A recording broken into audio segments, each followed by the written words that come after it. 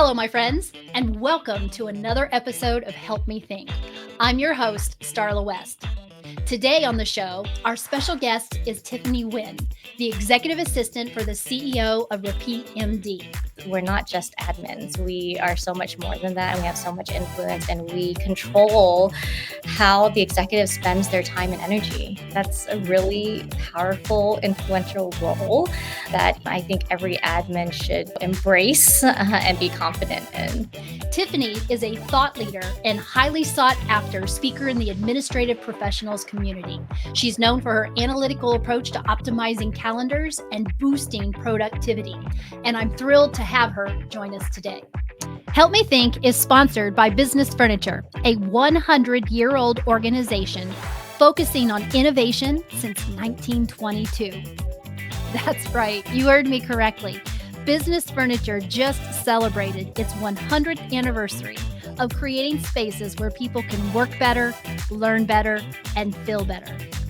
They truly are the experts when it comes to creating spaces where employees can show up and do their best thinking and best work. As you all know, hybrid work has gone mainstream, and it's one of the biggest economic and cultural changes facing leaders today. Most organizations that choose hybrid work are trying to offer a balance between the flexibility that people want and the need to bring employees together to foster collaboration and innovation. And these guys know how to do it. So let Business Furniture help build a sense of community for your company. Check them out at businessfurniture.net. And now, back to our episode. Let me share how I stumbled upon Tiffany's expertise. At this year's Enlighten 2023, which is an outstanding conference for administrative professionals that is hosted by Joan Burge and her team at Office Dynamics, I had the pleasure of presenting a session titled Strategic Thinking for Executive Assistants. During the event, I had some spare time, so I decided to attend a few sessions myself. When I saw Tiffany's session on the agenda focusing on strategic calendar management, I knew it was a must attend. I mean, after all, who doesn't struggle with endless meetings and the constant need for more thinking time? So why have Tiffany on the podcast? Well, it's simple. Thanks to her strategic calendar management expertise, she achieved remarkable results for her CEO. Listen to this. She uncovered a whopping 10 and a half extra hours in her CEO's weekly calendar for strategic thinking and flex time. She slashed her CEO's weekly recurring meetings from devouring 39% of his week to now only 23% of his week. And she significantly reduced his tactical meeting time, liberating him from 9 hours to just 3.25 hours each week. This, my friends, is the true magic of an executive assistant, especially one who's proficient in strategic calendar management. Now, hold on to your seats because Tiffany and I had an enlightening conversation, so enlightening that we had to split it into two parts. In this first installment, we explore the immense value of a seasoned executive. Tiffany passionately believes in the indispensable partnership between an executive and their EA, and I couldn't agree more. No role is more vital to a successful executive than the executive's assistant.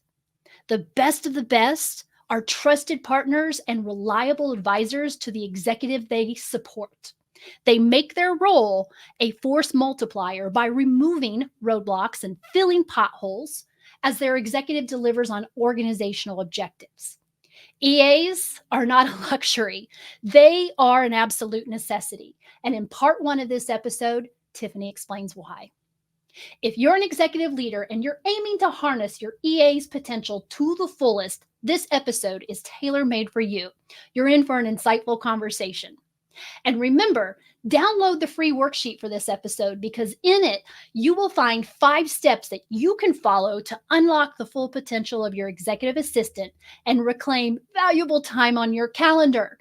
Okay, let's get after it. Without further ado, let's dive into part 1 of our conversation with the exceptional Tiffany Nguyen.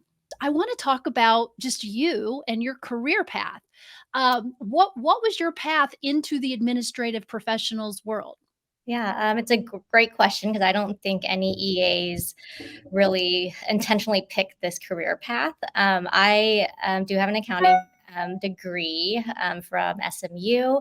And when I was in school, I was part of two student ran organizations. And I was president of one and vice president of the other one. One was on leadership, and the other one was a social organization for minorities on campus. And through those organizations, the former president was the EA to a CEO at a financial firm in Dallas. And she was moving on to go get her MBA, and she needed to find a replacement for herself. And so she said, the skill sets to be a good EA is everything that the presidents of these student run organizations have. So she reached out to me. I didn't know her before, but she reached out to me, and she asked if I was interested in the role. I was graduating, so I interviewed in April, the April before I graduated. A month before I graduated. I didn't get the job because I was too green, but that's what opened my eyes to this career path, and I never looked back. I never applied to one accounting role ever my whole career. um, and I knew I didn't want to do that my senior year in college, but it was already too late. There was so much money and time invested that I just needed to finish and get a degree. So I'm so glad that this former president asked me to sit in on this interview because it changed my whole career path. It really did. So So what was it when you went through that interview and your eyes just kind of opened to this career path? What was it that you found attractive or that just really spoke to you that you thought, "This is me, this is what I wanna do"? It's such a service oriented role. It's behind the scenes support for somebody, for an executive. And I was in the restaurant business throughout college, and even years after college, I was still doing it on the side because I really enjoyed the service industry and the hospitality industry. So Mhm. it was kind of that just serving others and being behind the scenes is really what interests me, and it's the logistics and the organization and the problem solving as well. I was a big Tetris kid growing up, and Tetris is all about solving problems and understanding what piece is coming next and where it's going. So I mean, that's what calendar is. It's just a strategic Tetris game. I never thought about it from that perspective, but you're absolutely right. It is calendar Tetris. Yeah, and I didn't realize it. I mean, I didn't know I loved solving problems until maybe 5 years ago, and that's when everything started clicking. Oh, that's why I liked Tetris when I was a kid, and I didn't know why. I just liked it, but everything started coming together with the role and the industry and all of that. So. So you've been in the administrative professionals world for 12 years. I'm guessing, and correct me if I'm wrong, that you came in as an administrative professional, but you've elevated already to an executive assistant. And from what I can tell, you're functioning very much almost like a chief of staff now for the CEOs that you have supported. So let's talk a little bit about those 12 years and what that evolution looked like and where are you at now and how did you get there? How did you really get into a place where you're really thriving in an executive assistance role? Yeah, yes, I did start out as a receptionist and an admin assistant at the beginning of my career, and I kind of stayed in that role for 3 to 4 years, and just learning. You get a lot of exposure being at the front desk and answering calls when people called more often 10 years ago. Um, and so you get a lot of exposure to different parts of the business, and getting to know who's who in an organization is was kind of the foundation of what I worked on at the first 3 to 4, maybe even 5 years of my career. When I really started elevating my skill set and understanding that I'm not, just an admin, because a lot of EAs that I've come across feel like they're just an admin. And I don't, we're not just admins. We are so much more than that. And we have so much influence, and we control how the executive spends their time and energy. That's a really powerful, influential role that I think every admin should, embrace and be confident in. So where do you think that comes from? Because I've seen and heard that too. It was probably just, gosh, I bet it's been almost 10 years that I have been speaking at various conferences for administrative professionals, and it's pretty consistent from conference to conference that there's always a portion of admins who really do look at it as just an admin. Mhm. What's feeding into that, and why do you think that mindset gets established in some administrative professionals' heads? I think it's just traditionally, like the Mad Men days, where they were secretaries. I don't know what they were called before that, but they were the ones fetching the coffee and doing all of that. And yes, we do that sometimes. Yes, Mhm. but we're taking anything off of the executive's plate that distracts them from the high level strategic thinking, and all of that. So I think it's just a just traditional mindset. The media and movies, don't portray assistants as strategic as they should be. I think it comes from a lot of places, but it's evolved so much in the past 10 years. It's so exciting to see and be involved in, that EAs are not seen as just admins anymore. And everyone in the company, if you're smart, everyone in the company knows that EAs, kind of are the backbone of the company, and run the show behind the scenes, behind the executive team. Well, let's give everybody some insight into what that looks like. Let's dig a little deeper into that. So, Sure. what exactly are EAs doing that that is accomplishing what you just mentioned for the executive, which is taking everything off their plate that is getting in the way of them being a high level problem solver, focusing on strategic initiatives. What are you guys doing behind the scenes? We're doing everything. There's I think of the word juxtapose or juxtaposition in my role, because you have to be two opposite things at the same time. Okay. You're the calm in the chaos. Like, you have to be so put together and calm when behind the scenes everything's just running amok and you don't know what's going to happen next. So it's kind of the calm in the chaos.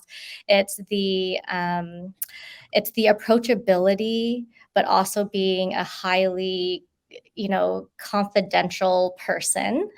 Mhm. Um, it is fast paced, very, very fast paced behind the scenes, but again, showing that very calm demeanor. It's dealing with executives and investors and clients, and also working with building management on the other hand to get everything done in the office. So, there's such a wide breadth of responsibilities and tasks and soft skill sets that we have to embrace and exemplify to be able to be successful and thrive in this role. There's a lot of humbleness, in this role, in my opinion, to be successful. I am mopping, coffee off of the floor and cleaning out the fridge, and on the other hand, I'm arranging, private jet, trips for my executive. So it's luxury, but it's also the opposite of luxury at the same time. So that's why I think of this like yin and yang, juxtaposition image whenever I think of my role. Yeah, and I love that you said humble, because there's a lot of humility that no matter what role you're in, we all need to be bringing humility to the work that we're doing. Yeah. But it makes complete sense. Like you said, it's kind of the yin and the yang, the chaos and the calm. But then adding on to that, the ability to shift from, like you said, mopping up coffee and then turning right around and like you said, scheduling the flights for your executive. Or I know in previous conversations, you've spent a lot of time working directly with your CEO's direct reports, and maybe delivering difficult information or helping them or coaching them, right? And so one of the things that when I'm working with my executives, I explain to them that if you're leveraging your executive assistant wisely, he or she is simply, and that's probably not the right word, but a natural extension of you, Yeah. right? That you, if they are a natural extension of you, if they understand how you think and they know how to think when you're not present, and they can speak on your behalf when you're not present, and they clearly understand what your initiatives are, where you're focused, this person quickly becomes more than just an admin. They Mhm. become more like a chief of staff. Yeah, the force So multiplier. yes, a force multiplier. So, what advice would you give to administrative professionals who know they have the capacity to do that and they want to do that? How do they start to shift into more of a role like that versus just the traditional stuff that we think of when we think of administrative professionals? Right. The first step is building that trust with your executive. That is the number one key, and it's not going to happen overnight. I'm a very seasoned, experienced EA. I just started in a new role 4 weeks ago, and the CEO and I are still trying to find our rhythm, but it takes time, and it can't be forced. It Mhm. can be accelerated a little bit by doing certain things and having an onboarding plan and things like that. But it just definitely takes time, and what we're starting to learn, our idiosyncrasies about ourselves, and there are going to be days when it's going to be tense, and understanding that that's natural, and you have to kind of go through that phase to be able to be a high performing team, and you and your executive are a team, are our partners. Y'all are business partners. So it's the trust building. It's having the understanding that it's going to take time. And then after you build that trust with your executive, then you start building the trust with the other executive team members, because you're not able to influence or give have those difficult conversations without that trust being there, because one, it'll go in one ear and out the other, and then it won't serve a purpose. That conversation won't serve a purpose, or they'll just get resentful of you. And yes, you do have to embody and embrace, how the executive thinks. But on the other hand, you also have to bring different perspectives to the executive that Mhm. they might not see, and that it's very obvious to others, but not obvious to the executive. So there is still that yin and yang. um, Contrasting ideals again is just building on the trust. Do you have any strategies that you've learned to lean on when you're starting in a new role with an executive? Do you have any like specific things that you're going to do right off the bat to start to lay the foundation for that trust? Setting expectations is definitely the first thing that I like to do, and it's not me asking, "Hey, what do you expect out of me?" It's I'm coming up with things on my own, and we're going to it's as a starting off point, and we're going to review them, and we can agree on them, disagree on some, or meet in the middle on the others. So it's just setting those expectations is kind of the first step. And I ask a lot of questions. And I tell this to all of my new executives. I'm going to ask so many questions at the beginning. It could get annoying. Just if it gets too much, just tell me, not right now, but I am going to ask them later. So, I just ask a lot of questions, a lot of context. I need a lot of context. I'll get all the context that I can from anybody in the organization, outside of the organization. I had lunch with my new executive's wife a couple of weeks ago, and his daughter. So just getting the whole context of the whole picture of the executive. That's my biggest strategy coming up front. And I have an onboarding document of a list of questions, and when do you like your lunch? What kind of lunch do you like to eat? Just those things. Do you like to sit in aisle or window? So Mhm. I can book flights based on those preferences instead of having to ask every single time. Right, right, and or learn as you go. I mean, wow, what a great document to have. You can knock all that out in the very beginning, and those questions are answered, and you can move forward. Yes, and I'm creating a playbook now, and Really? I am, based off of the onboarding document, and things that I learn along the way. I'm documenting everything, because I want someone to have my role eventually, right? Because I Mhm. won't be able to move up unless somebody else takes my role, and I can hand this playbook down to somebody. Or, if I win the lottery tomorrow, then, I'm probably not going to work anymore. So I get to hand off this playbook, where the executive, of course it'll be painful without me, but they'll be able to survive, without me.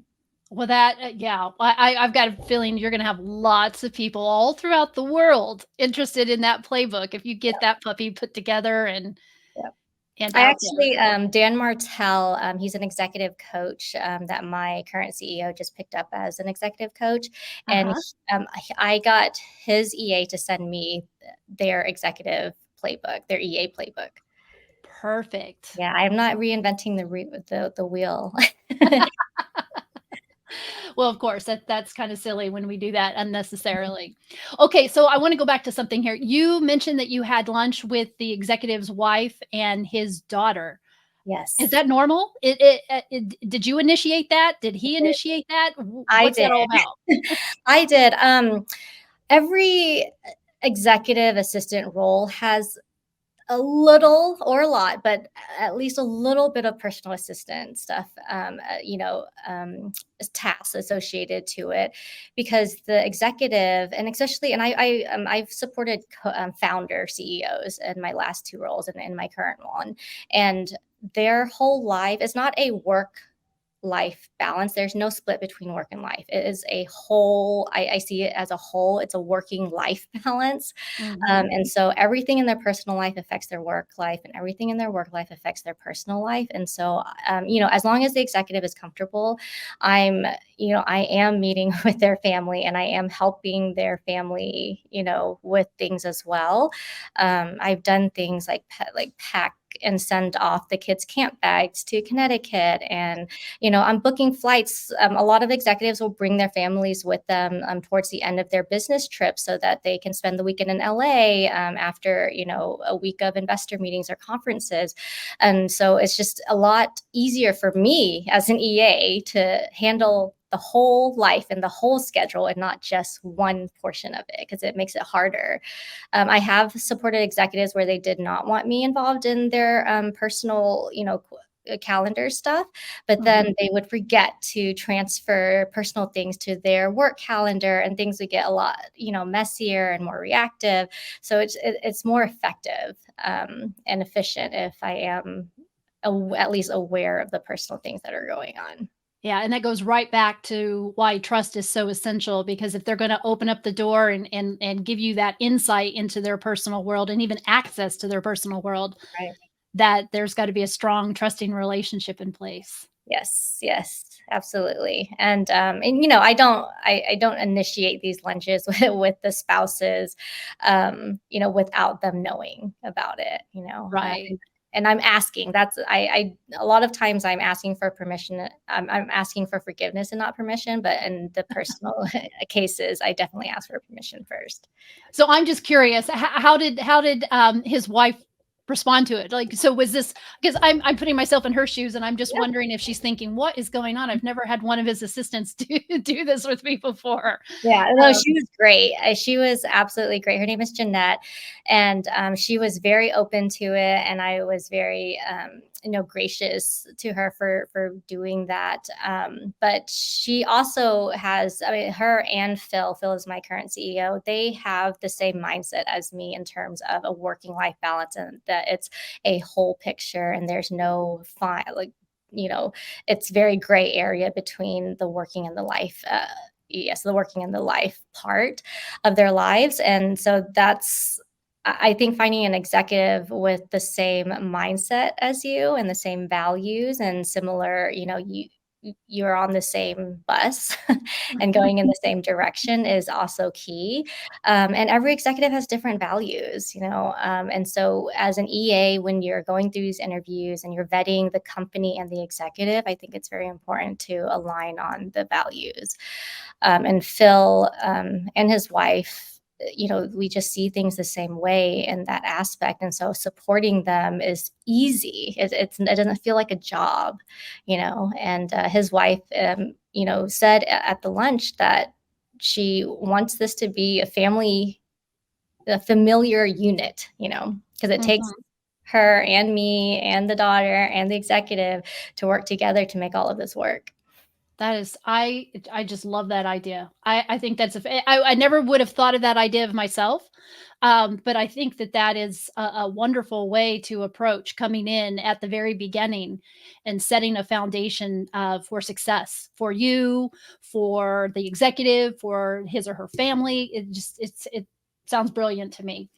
So, you've been at this now for 12 years, and you have you very clearly have transitioned quickly into an executive assistance role that I look at you as if you're functioning like a chief of staff. um what contributed to that kind of that really fast evolution into that role? Is there anything there that helped you evolve as quickly as you did? Um, I I have a personal history of having breast cancer 5 years ago. And I was always a high performing EA even before the breast cancer. But I definitely think the breast cancer experience in my life, it really helped me look at things differently, and it gave me the growth mindset that I have right now. Before, Mhm. yes, I was high performing, I was very organized, I was a good EA, I managed the calendar well, events were done seamlessly, but I didn't have that growth mindset. I was a little stubborn in my ways, and I wasn't as empathetic to people, and I only cared about getting the things done that I needed to get done. So I was a great executor in terms of just getting things done, but I wasn't a good people person, honestly. Really? Yes, people are very surprised when I say that now, but I wasn't as, again, as empathetic. And so going through that, it was humbling, and it made me think of what else other people are going through that don't talk about it, Mhm. and it really just made me more open-minded. Wow, wow. But first and foremost, it makes me sad that you had to go through that experience, but it does sound like that experience has positively impacted just your path after that. Yes, absolutely. Yeah, and I would never, if I had a choice to go through it or not, I would definitely go through it again because that's how it got me here to where I'm at today. And I met my husband through cancer treatment as well. So a side story, I met my husband through cancer treatment. He works at MD Anderson, which is the hospital that I got my treatment at.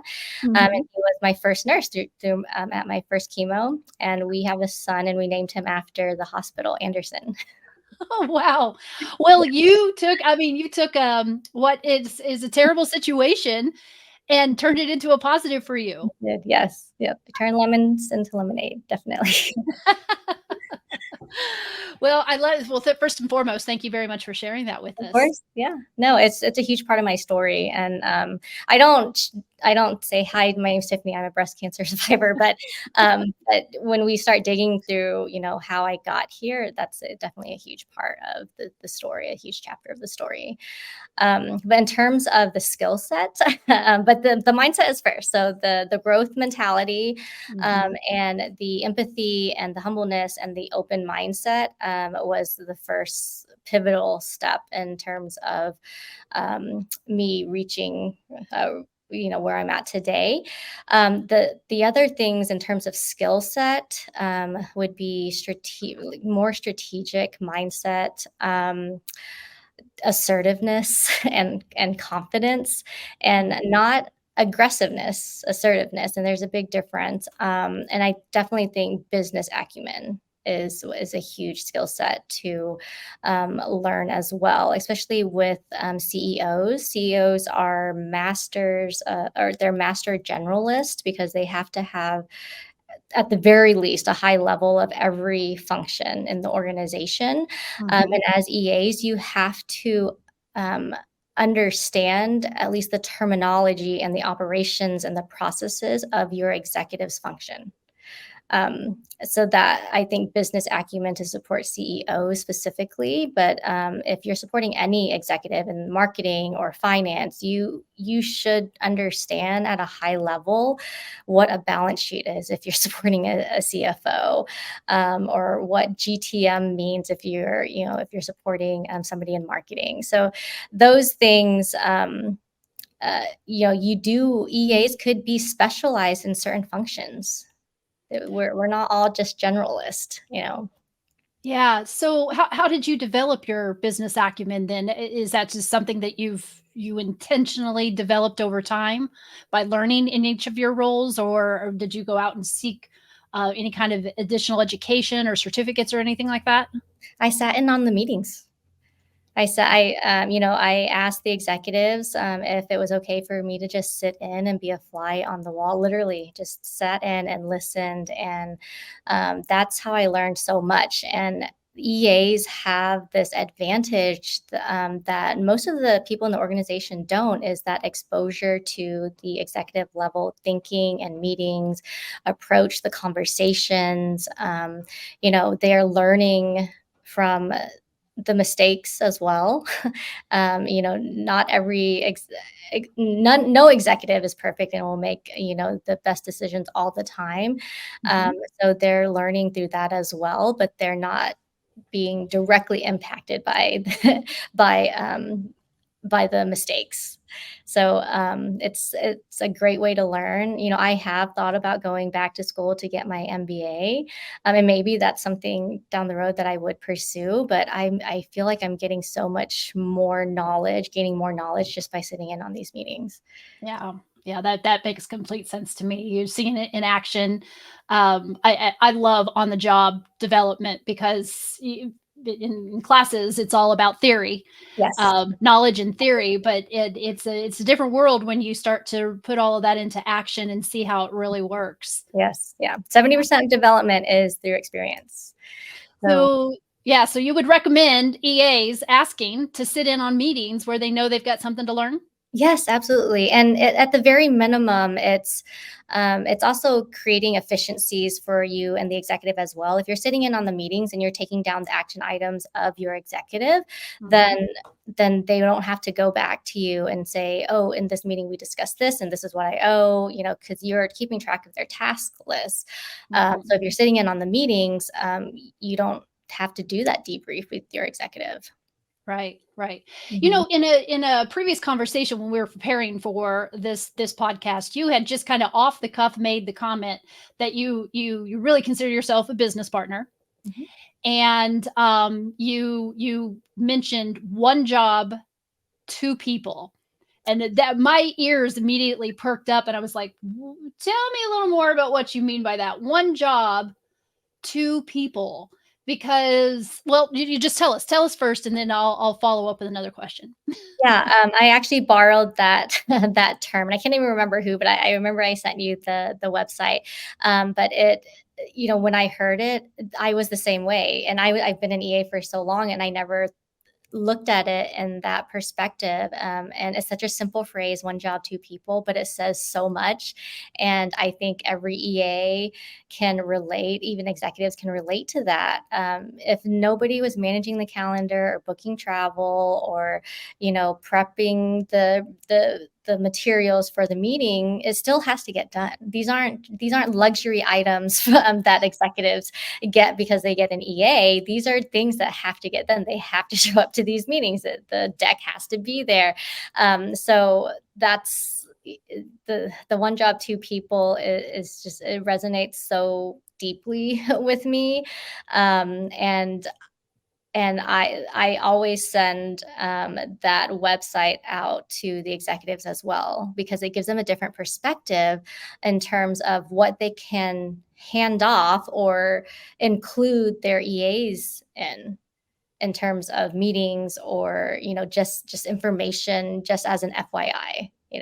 Because the more that EAs know, the more dots that we can connect, and we're ultimate integrators and collaborators throughout the Mhm. entire organization across the organization, and so the more information we have, then the more effective we'll be. So did you just say that you send okay, and I've got a link to that because you shared that Yes. with me, and I'll make sure the a link to the one job, two people concept is in the show notes. But Mhm. did you just say that you send that to the executive that you're supporting? Yes. So what's your strategy for that? How do you do that? Because my assumption is that you're trying to introduce a mindset, a concept that Mhm. you would like for them to buy into as well. So how do you do that? Yeah. Well, for my current role, Phil, he already has that mindset. He in my interview process, he said, "You are. I want this person, whoever gets this role, to be my true business partner." So I already knew. I already knew that we were on the same page. So sending. So I didn't. I sent it to him, but I also sent it out to the rest of his executive leadership team actually last week and the EAs. So it was a group email, and the One Job, Two People website has another website called Emory, and that those are resources for assistance from the executive's view. And then the One Job, Two People is for executives from the EA view. So it's Okay. yeah. Okay. Yeah. So it's very so I sent it out in one email to EAs and execs in my current company. Um, and I didn't really need Phil to buy into that because Mhm. his mindset was already there. And we had kind of discussed that, some of the execs probably need to utilize their EAs a little bit more. Okay. Well, so I'm curious as to what the results were, like, or what kind of response that you got either from the other EAs who are supporting the other executives or the executives themselves. Did you get any kind of response or any kind of questions back? Stay tuned. Not yet. Yeah, but, to go back to your question on, if, if other executives aren't already in that mindset, and have that perspective on, how you're able to get them to see it that way. I mean, I my personality is, I'm going to send it, send the link or the resource and tell them my views on it. And they can push back on it or Mhm. and it's a discussion, and if they're just completely not on the same page at all, I don't know if that executive is for me to support. And Yeah. I'm not for everybody. So Well, my guess is then that you do your due diligence when you are interviewing for a role. Not only are you paying close attention to the values alignment, right. which I think is important. I want to come back to that, the values alignment. But you're also paying close attention to, do they have this mindset or not, or are they likely to transition into this mindset if I were to introduce it to them? Right. Yes. And Yes. my assumption is if you don't see the values alignment, or if you don't see the opportunity there to operate in a way with this kind of mindset, that you just don't say yes. Yes. Yeah, and it's okay not to say yes. And I know that I'm not the EA for every executive out there, and that's okay. And not every executive is for me either. And I think that a lot of EAs, they don't see the value that they're bringing to organizations, and they don't consider themselves as important as C-level executives, but they are. Mhm. Everybody in the organization is, and so it's not just, am I a right fit for the company? Is the company the right fit for me? Is the executive the right fit for me? And it's my personal life as well. Is this executive going to be calling me at 2 a.m. in the morning? And that's just not going to work for me, even if we get along Mhm. great. So I think it's definitely doing the due diligence, understanding what you want and what you don't want. That's really important too for both the executive and the EA, Mhm. and just that communication. Do you get do you ever run into pushback from your executives' direct reports, who would be the other executives in the organization, even if your executive is functioning in the kind of a way that you want him to, which means they're allowing you to be a business partner, to be those two people that are serving in this role. I can see the opportunity for some executives to not love that, Mhm. and to not look at you the same way that your executives looking at you. Have you been in that situation before? And if so, how have you dealt with that? Yes, absolutely. I've been in that situation a lot, actually. And I keep going back to building that trust. And some executives, I can build trust in a 30-minute meeting. Some executives takes months to build. And I have that open conversation with my with the CEO, with the executive that I'm supporting is because right now, even this is like a very current example. Phil wants me to sit in on all of his one-on-ones with his direct reports because so I can take notes, I can take action items. But I was hesitant. I told Phil, look, my preference and recommendation is I don't sit in on them yet, and that you get feedback from your direct reports about me so far. It's been 4 weeks. Um, because I can guarantee you that they don't have the same relationship and trust in me as you do yet, right? And it's just going to take time. And and I don't think he had that conversation with them last week, and he wanted me to sit in on the one-on-ones this past week, Mhm. and I got one executive's EA to ask them directly. So I'm not asking them. So it's not awkward if they say no. I asked their EA to ask them. And the answer was no. And I'm sure they had their reasons. And I don't take it personally at all. I know that it's too soon. Hopefully, this executive is giving feedback to my CEO, which he'll bring me next week on if it's me, if it's not me, if it's just like a topic, then then I can take that feedback.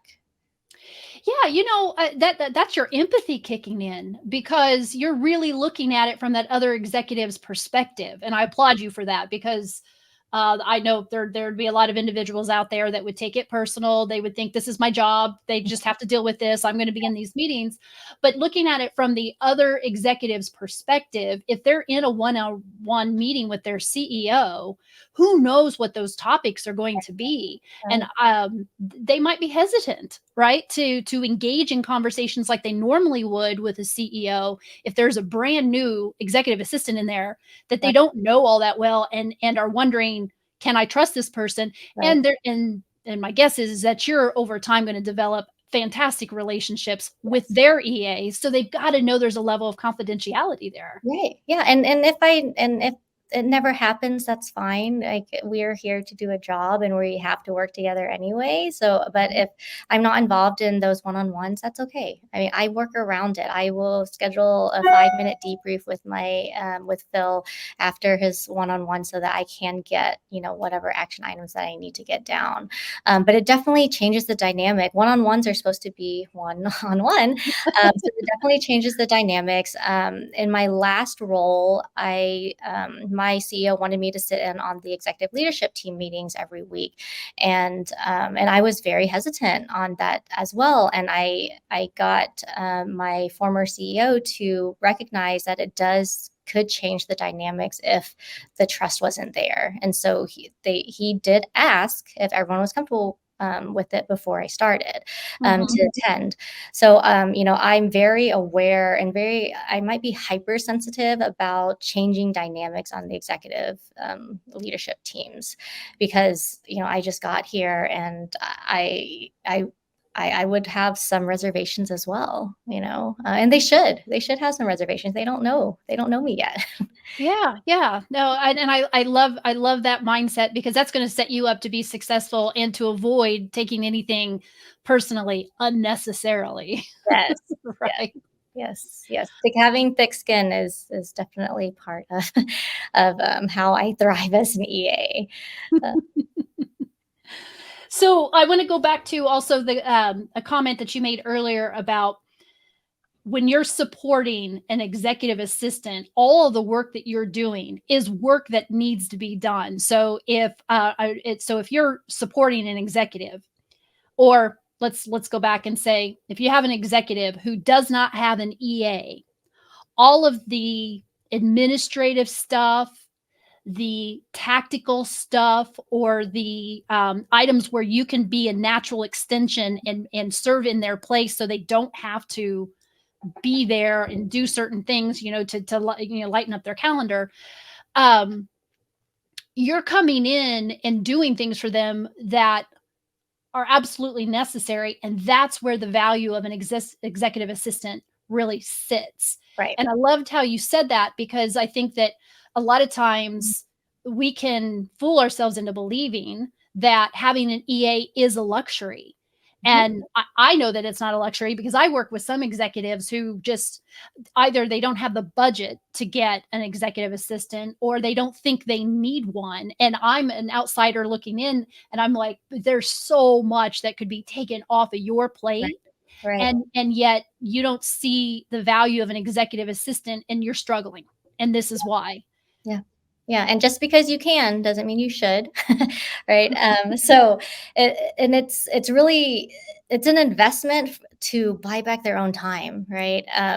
That is, and I borrowed that phrase from Dan Martell as well. He wrote a book called "Buy Back Your Time," and a huge part of it is hiring a strategic EA to help take things off of the executive's plate that they're not passionate about. A lot of execs aren't they don't enjoy managing the calendar like I do, The and Tetris, the they don't, calendar yes, the Tetris. calendar Tetris like I do. And that's great because then, I can take it and I am excited about managing calendars and that's the purpose that I serve here, and helping the executive and the organization.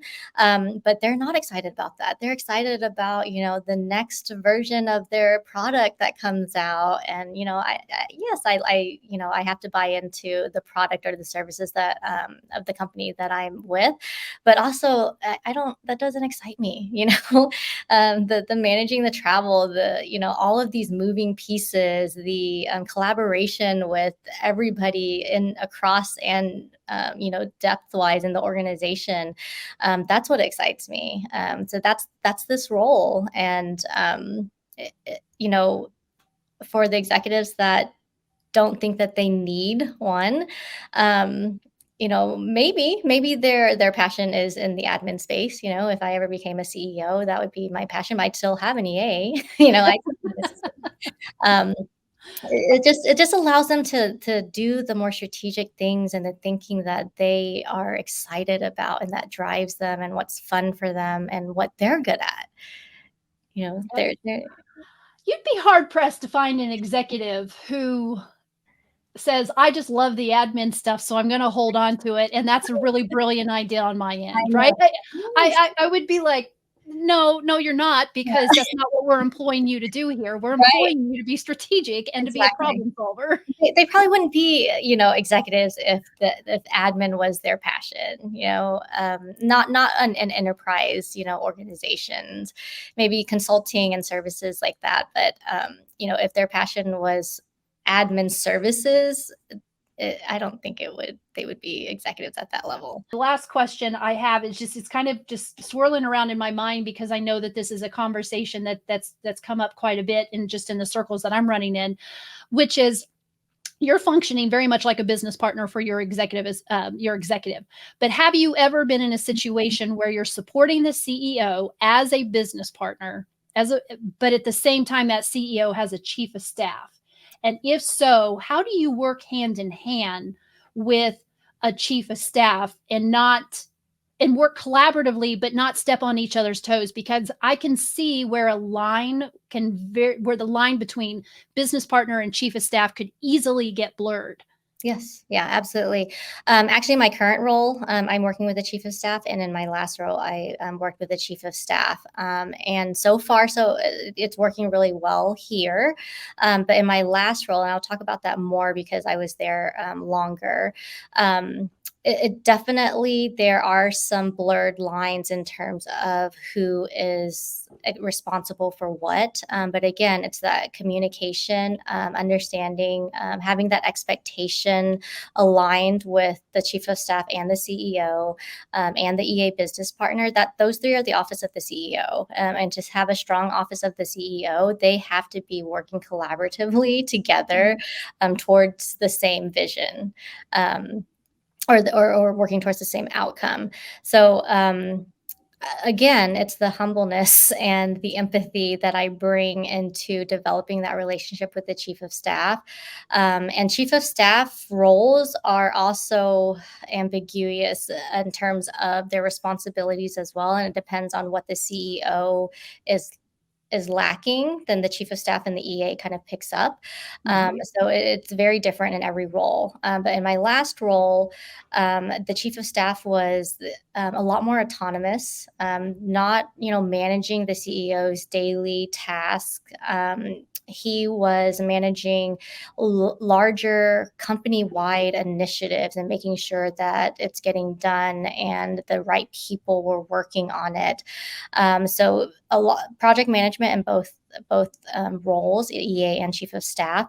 But the EA is a lot more reactive to what's going on in the office of the CEO, and more connected with the CEO, in my opinion. The chief of staff is asking me, "Hey, when is the CEO flying out on this day? What time are they going to get there? What city are they in this week?" They're not managing the CEO's time, Yep. like the EAs are. Um, but again, a chief of staff is also still taking things off of the CEO's plate, to allow them to focus on higher level strategic things, investors. So in my current role, the chief of staff is more involved in the funding rounds and in investors and attending the investor meetings and actually sitting in on the board meeting. And he's the one taking the minutes and the action items from the board meeting. And me and him will work together to to cascade the information down to the people and who owns what action. So we're kind of working, we're still trying to figure that out, who's going to own what. But we're a good balance because I'm very organized and type A, and he is, he's a people person, and he loves being in discussions, and he's kind of like all over the place. And Mhm. I can reign like, I'm different. So I think our strengths balance each other out. For the chief of staff and I did interview with the chief of staff as well. So that's Okay. a very important interview, and just making sure that we would work well together. And it's just having that the transparency and the open dialogue. And if I need clarification, I'm not going to beat around the bush on it. I'm just going to ask it directly. Yeah. But not every EA would be comfortable doing that. So I think just having those clear expectations and aligning on, what the chief of staff actually owns versus what you're going to own is very important.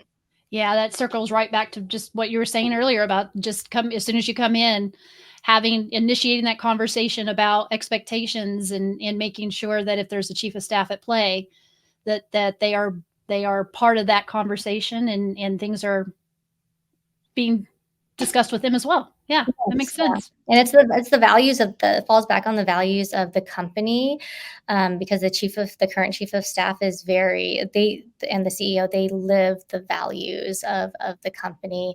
And I can't remember exactly what they all are, but I know it's having the open mind for the feedback and that constant growth, right?